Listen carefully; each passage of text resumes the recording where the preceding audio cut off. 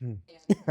So I'd introduce myself as one, first and foremost, a human being who's on a journey to connecting, relating, inspiring people. I'm an actor, producer, artist, son, friend, neighbor, all those things in one. How I describe myself from leading or supporting really doesn't change. I'm still the same person. I still hope that the core of my being shows up in the same way in both positions. I think, as a leader, there are certain qualities and things you must exude. And as someone who's supporting a project or a person, there are other qualities that you need as well. But at the core, I like to think that I show up as myself. What helps me get into like a really focused place with projects or anything I'm pursuing is first and foremost knowing why I'm doing that thing. Once I have a clear intention, once I have a clear motivation, it then grounds me in the thing. And I'm able to, okay, now figure out what are the steps to getting this thing accomplished. And that's what fuels the obsession, you know. A lot of it is removing distraction. A lot of it is aligning my routine to assist in attaining this goal. A lot of it is surrounding myself around people who are also on that same or similar path. Yeah, when I'm locked into something, obsession is a good word to describe how I feel about it.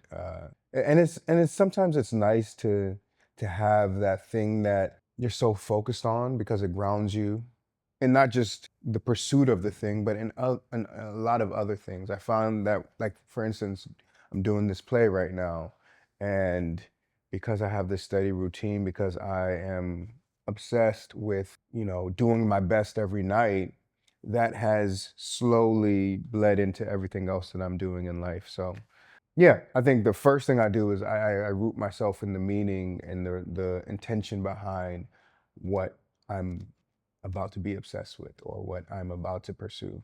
And that from there, everything else falls into place. I've been blessed to be able to traverse different worlds. I've worked in corporate America.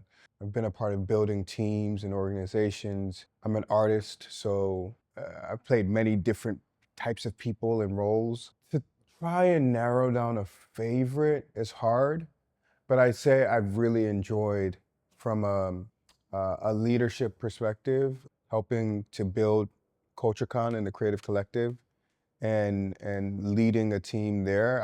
I learned a lot about leading and following or leaning. My good friend Imani always used to say, or just always used to encourage everyone to trust the experts. And it's something that I always take into a new room with me, whether I'm in a new production on TV, film, stage, or leading a team, building a project. I think I learned where my leadership should show up by who's in the room. I don't know everything, and I pride myself on not knowing everything. And I love being around people who are smarter than me. So I may have the vision as the leader, but as someone who can lean on someone, I am very open to allowing other people to showcase their expertise and their intelligence and their craft. So yeah, that's where I go back and forth with leading and leaning, trusting my instincts, trusting my gut, trusting my vision as a leader, but also being able to trust other forms of leadership and other people's guts and instincts and expertise. I'll add, right now, honestly, this role that I have in Chacha's African hair braiding is honestly the best role I've ever had because it's a culmination of a bunch of things. My childhood dream to be an actor, to perform on stage. I get to play four different characters in one play, a comedy that, you know, was on Broadway, has toured the country, is now in LA. These men that I get to play are men that I know. They're like my uncles, my friends, my cousins, my father. Like it just feels like the perfect storm of all the things that I've ever wanted to do. No, I think this is a good example of leaning because even though I originated the role, which I know very well, the women that I work with in this iteration of the play, in this version of the play, they're phenomenal. And they've been doing this for the past year and a half. They've done 4 other cities. So technically, they've done this play longer than I have. So in a lot of ways, and I've never been on a tour of a play. I've only done plays in New York. So they have a lot of experience when it comes to touring, when it comes to like what the show is, the audiences. So in a lot of ways, I've learned a lot from them this go around. So I'd say, I'm in a room full of experts again, which is nice. The process of getting this play, I did a reading of this play on Zoom during the pandemic. And I read it and I was like, this is amazing. I had no idea. I don't think anyone knew that it would go on to be on Broadway, be nominated for 5 Tonys and win 2. I don't think anyone knew that when we were doing this reading on Zoom, October 2020. So when I read it, I was like, yo, this is an amazing play. Didn't know what would come next from it. A year later, we were in New York and we did a workshop of the play. And then a year later, maybe 2 years later, we were on Broadway. And like I said, it just was a beautiful culmination of all the things that I've ever wanted to do. One, to be on stage. Two, to be telling a story that means something for the moment. Not only is it a comedy that allows the audience to see the beautiful layers of all these women who work in this braiding shop, but when you see it, there's a very relevant and timely twist. And I always believe like artists are supposed to reflect the times. When I realized that not only would I be able to showcase all my skills and, my versatility as an artist, as an actor, I'd also be able to tell a story that was very, very important for this time. So to do that on Broadway, of all places, of all stages, every day I had to pinch myself. Every moment before I went out on stage, I had to be like, whoa, this is really happening. And then to be able to 2 years later do it in LA on a different coast, on one of the biggest West Coast stages in the country or on the West Coast, was also a moment where I'm like, wow, I get to revisit this character. I get to revisit this play in a time that we need to have these conversations. It feels like a blessing. It feels like a blessing. And as an artist, I don't think you always get the opportunity to try again at something. When you're doing a play, you never really figure out your characters until the very end. And then at the end, you're like, that's what that. And now I get to, try that again. So it's been a blessing of a journey for sure. Seen and Heard was actually, it was created by accident. I think I I was pitching a pilot and just was tired of talking about it. I was tired of pitching it.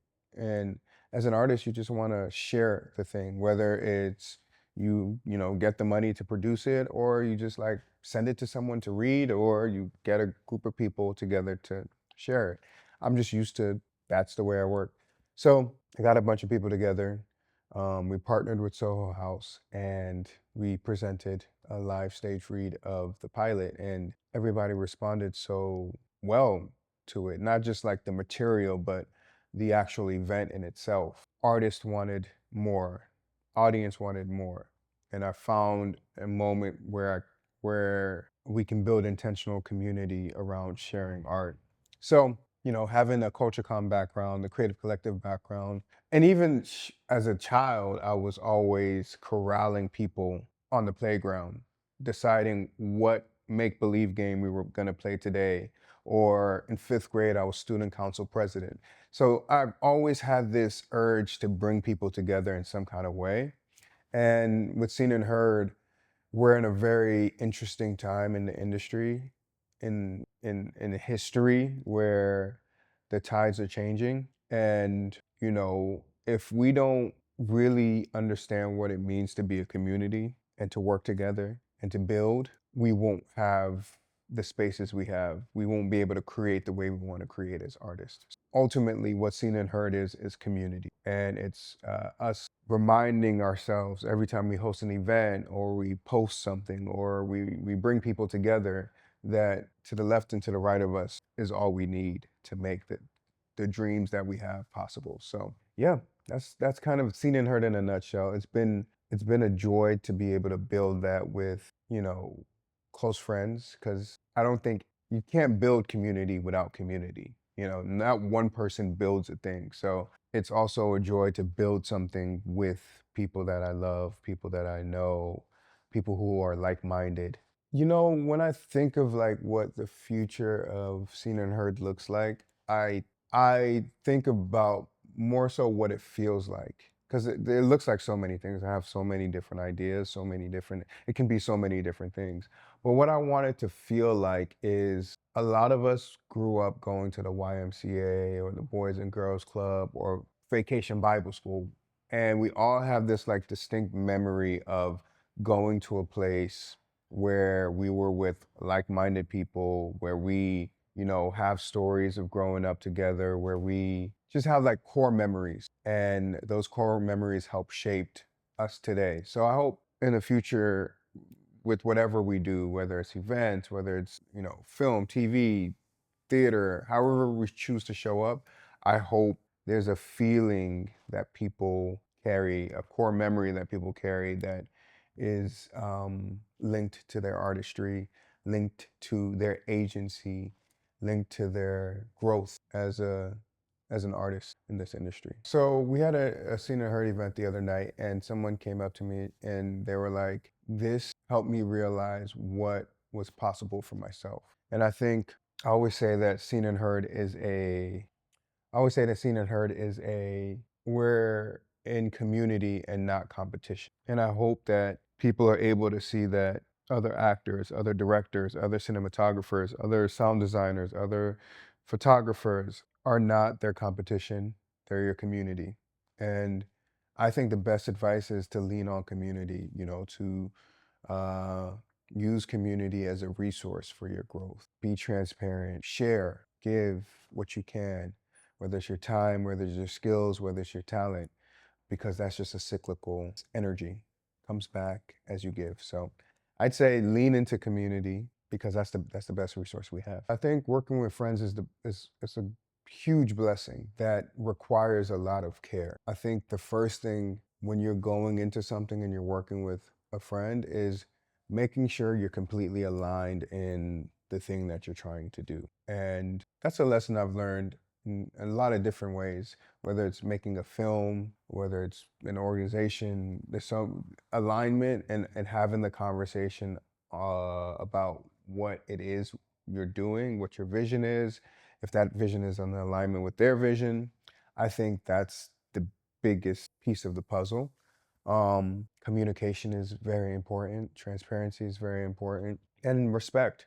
Understanding that it's a collaboration when you work with friends. So respecting other people's ideas, respecting their voice, and respecting their genius, honestly. This is what I enjoy about working with friends. If you're friends with someone, there's a huge possibility and a huge chance that you're already alike in a lot of different ways. And just celebrating the things that make you alike and the things that make you different in the partnership, I think is super helpful. Any last words? No, no last words. To be continued. Cool. That was great. Thank you so much.